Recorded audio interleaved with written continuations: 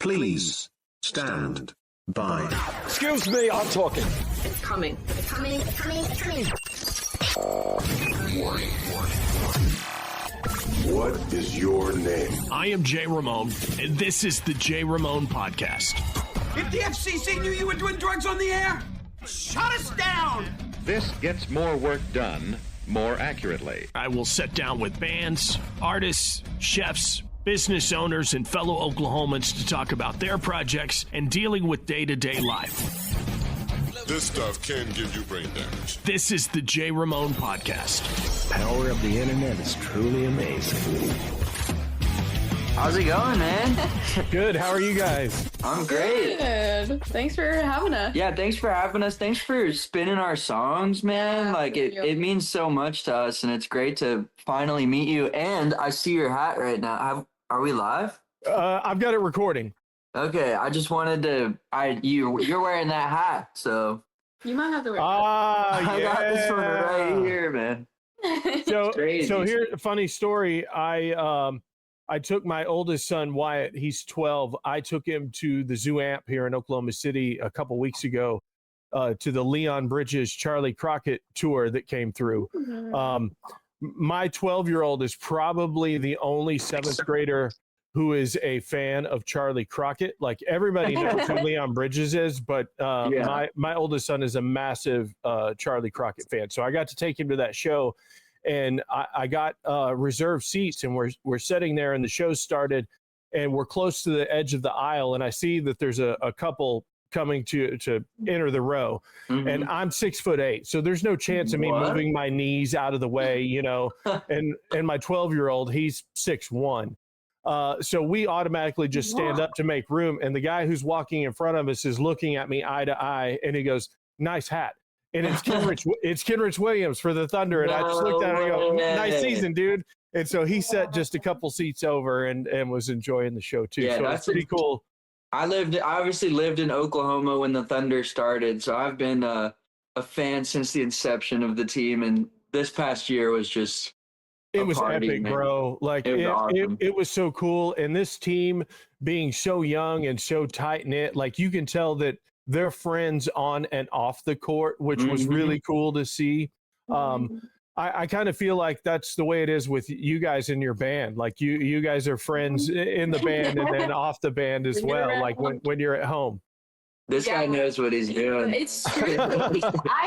We always say that we're basically like a family band because we're so close, and like every show is just a party for us. And Definitely. And obviously Liv and Gigi are sisters. So yeah, that is family. So it is a family band, actually, kind of. I guess so, yeah. We've gotten so close at this point, and just figuring out, finally, it's been like a rough, obviously starting a band is always difficult, and deciding who's locked in and what we're ready to do. And I feel like right now we're finally in a point where we have our next 3-4 releases lined up. We got tours booked, and we're like, all right, it's now or never. Yeah.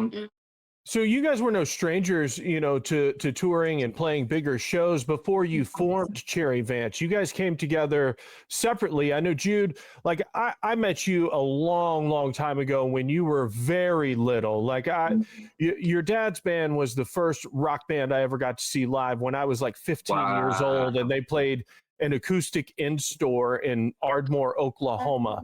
That's so insane, man. I met you years later when you guys moved back to Tulsa, and he was starting the studios and all of that stuff.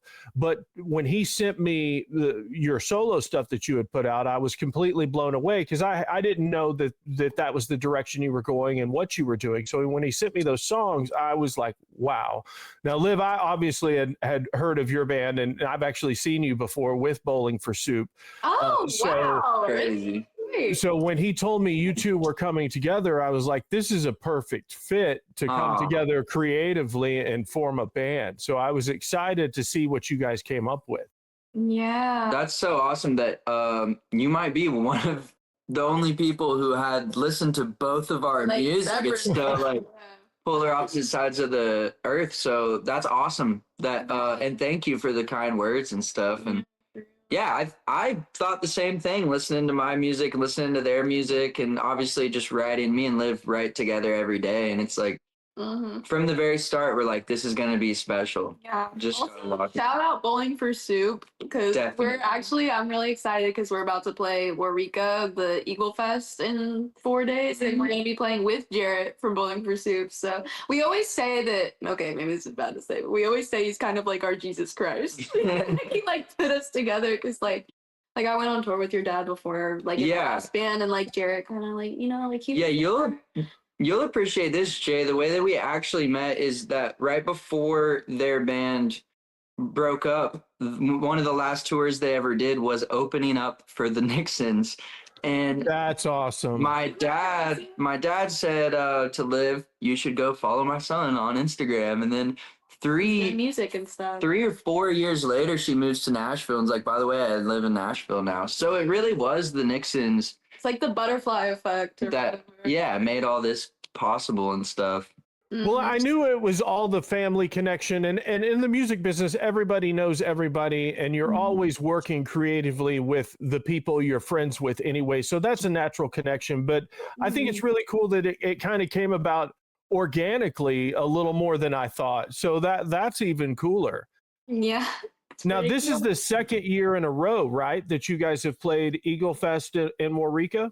Yeah. Yeah, so last year it was actually, I think it was our second show ever. So this sort of marks our 1 year anniversary of being a band. And it was, last year it just kind of gave us all the fire to keep going. All these kids coming up to us, treating us like we were the Beatles when it was like our first show, asking us to sign their shoes and their Taco Bell sauce packets and stuff. We love these kids more than anything, man. And they have been our biggest supporters, starting fan pages for us on TikToks. We got DMs from probably 20 kids at that high school. Like, I can't wait to see you guys again. So I'm telling you, building a fan base with the youth when they're young like that, there's nothing greater than that, because it's very genuine. And I see it with my son and the artists that he gravitates to. Working in radio, you would think it would be some of the artists that I play or I can take him to.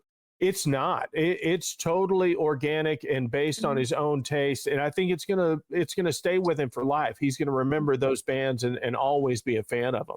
100%. And I even, not to talk too much, but people ask like, why do you want to do music? Some people are trying to get girls. Some people are trying to get rich. But I always say I want to touch people the same way that like Cage the Elephant changed my life, or like the bands that I gravitated towards in the same way that you're saying. Like it really is a magical thing that's so much deeper than anyone could ever know. Like you could really save some lives out here and change the way people view things, and just being a positive inspiration for young kids, Seriously. That's the greatest answer I've heard in a long time, because I think genuineness in art is a big deal, and it's a big deal to me. Mm-hmm. There were kids that last year like were coming up to us and talking to us and like freaking out over us and like being so talkative, and then the teachers would come up to us after and be like, by the way, like they never talk, like this is like a big deal, like like they were so passionate, and like I feel like we like changed some kids' lives. Yeah, definitely, man. And just like there's a little pocket in all our statistics of Instagram followers, Spotify listeners, everything that's just like, it'll be like Nashville, New York, Dallas, Waurika, So we definitely has a very big place in our heart, and those kids helped show us that, like how special it really can be. So I know that there's a lot of people out there who don't know of the band Cherry Vance, or there's a lot of people who may watch my podcast or listen to it who don't necessarily listen to the show that I do on the Cat. Tell us a little bit about the inspiration behind your band and kind of what it's like creatively making music together.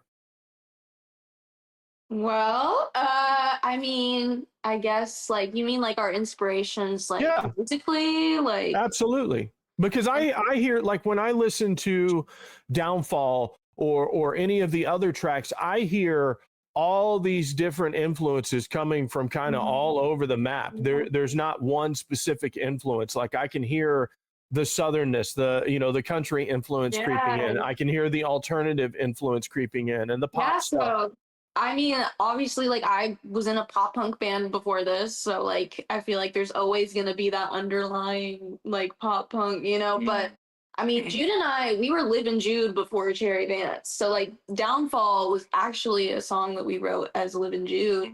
And I think we were still trying to kind of figure out who we were, but that was a more like alt rock vibe. And I think that was kind of at first what we thought we wanted to be. And now like I moved to Nashville 3 years ago. So I never really listened to like country music or like folk music, and Jude like kind of introduced me to like Avett Brothers and like Tyler Childers and stuff, and I never heard that before. And I feel like we're kind of now stepping into the more like just bringing in the Nashville. Yeah, I would say like in the Nashville thing, to me, at the end of the day, it doesn't really matter what genre it is. It's just songwriters.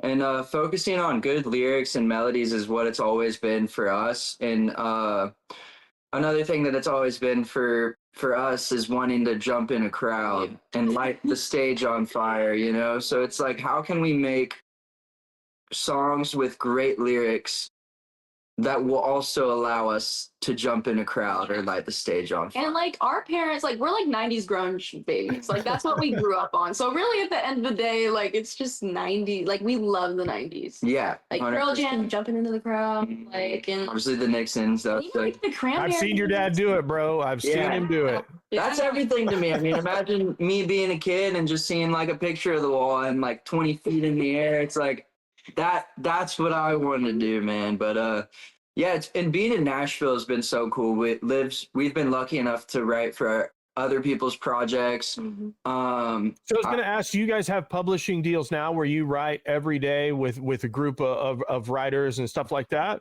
So we've actually been offered 2 publishing deals now in the past 6 months since we started kind of fishing for them, and they just weren't really right. So if anyone's listening right now and wants to give us a publishing deal, but it's about to have a song come out. Yeah, there's a band called Dead Eyes that's pretty heavy, and I have one of the songs on their record that comes out I think on a couple days after the Waurika show. So and Liv wrote a big song for artist Riley Whitaker. Nice. To her EP. She's a more like indie kind of folky Nashville vibe. But yeah, we love writing for other people, not just ourselves. And we like, putting just trying to figure out what other people want to say, and bringing that to life. Yeah. I think that's the coolest thing about Nashville is you put all of these artists in one location and you put them in a room together and just let them be creative and write songs. And the majority of them aren't necessarily trying to write a hit at the time. Like that's obviously the ultimate goal, but you just create a piece of art and hope that it resonates with somebody. But the stuff that comes out, all those minds together, is pretty remarkable.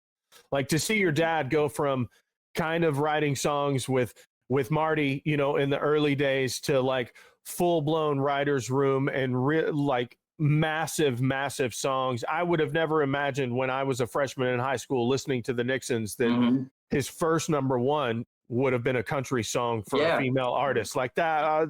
Never.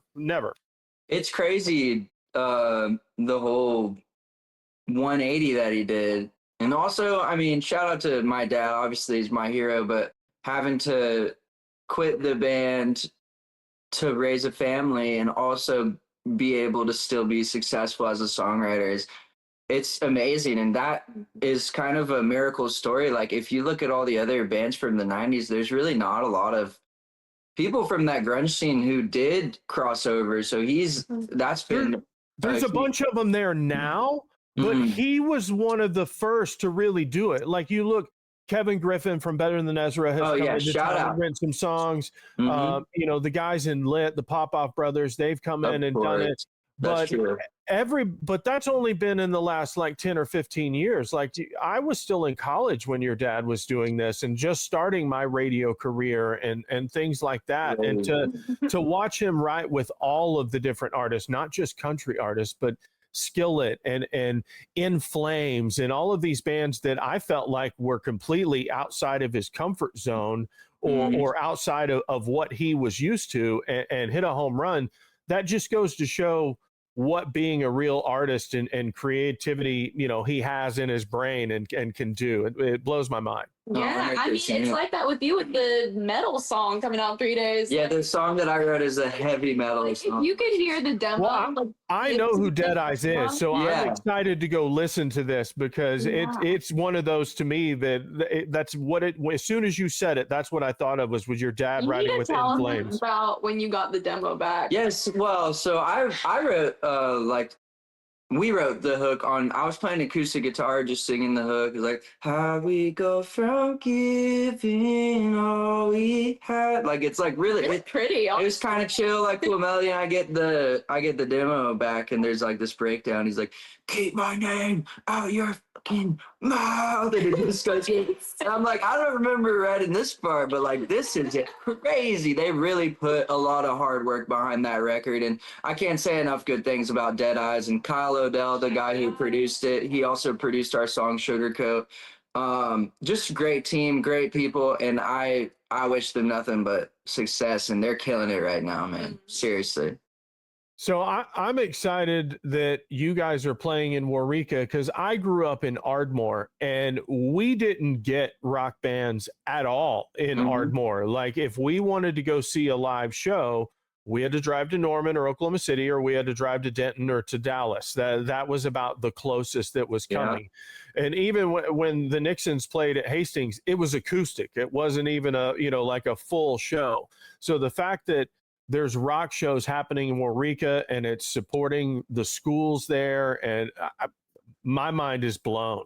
Yeah, I have to just say huge shout out to Chris Frost for setting this show up and making this possible, because like you said, they don't get to see a lot of that. And that's why they treated us like we were the Beatles, because we were the first rock band they had ever seen. And it's such a beautiful thing that he's doing, putting this festival together with my dad and giving these kids that opportunity. And also all the money's going to the schools. It's one of the worst public school districts in America. And the whole thing is a fundraiser. Yeah. And I think it's incredible because I know how underfunded the schools are, especially in the rural communities in southwestern Oklahoma. And the fact that somebody stepped up to the plate to do this is a big deal. 100%. Shout out Chris Frost. It gives the kids so much hope, but not only that, like it gives us so much hope to keep going as a band. Like, and we talk about all the rock bands and stuff, but it's more than that too. You guys have Jason Boland and the Stragglers, which are legends in Oklahoma, and then Jarrett Reddick from Bowling for Soup. He's doing his country set, which I just saw him post that because of Bowling for Soup's busy schedule, it's going to go on hiatus for a little bit. So you better go see it now, and then from back in my day, Deep Blue Something on the bill with the Nixons and you guys as well. So it's going to be a pretty massive show. It's going to be a fun one for sure. We got some cool stuff planned for this one. And I'll put the ticket link in the description and all that stuff, so it's easy for people to get. But thank you guys so much for taking the time. Give the links where everybody can find your music so they can check you out. Yeah. So on Instagram, we're Cherry Vance Band, and that's where we'll update everyone about everything. We're putting out our newest single on October 31st, Halloween, a song about growing up that we think is the best song we've ever written. Go pre-save it in our bio. Cherry Vance Band on Instagram, Cherry Vance HQ on TikTok. Working on changing the username. Yeah, Cherry Vance on Spotify. Go listen to our songs, get our monthly listeners up. We definitely need it right now. And pre-save Training Wheels. We think that's going to be the one for us. So, well, guys, thank you so much. I appreciate you taking the time to do it, and have fun in Waurika. Yes, we're so much. Even more excited now. Yeah, no, you got me hyped up. Yeah. And thunder up, bro. Thunder up. Season starts this week. Let's go. We just had media day. It's here. It's time. I'm so excited, dude. Hardenstein has put on at least 50 pounds. Like, he looks ripped. He's going to be a problem. Yeah, big time. Shay, J-Dub. Hey, we might be, I don't want to speak too soon, but I'm thinking legacy, man. I think so too. If this team sticks together, the way they interact with each other and the way they actually like each other, they look like they're having fun every time they hit the floor. Exactly. Let's go for like 3 in a row. Why not? If we can destroy the Bulls legacy with OKC, I would be all about that, because I grew up a Bulls kid and they won me over. So that would be the full transition. Hey, I believe. That would be crazy. This is just a sports. That's dreaming for sure, though. I mean, that's a crazy legacy to uphold, but I think we can do it too, man. I think we can. Guys, I appreciate it. Thank you so much. Thank you so much, man. Have a good one. We'll talk to you soon. Take care.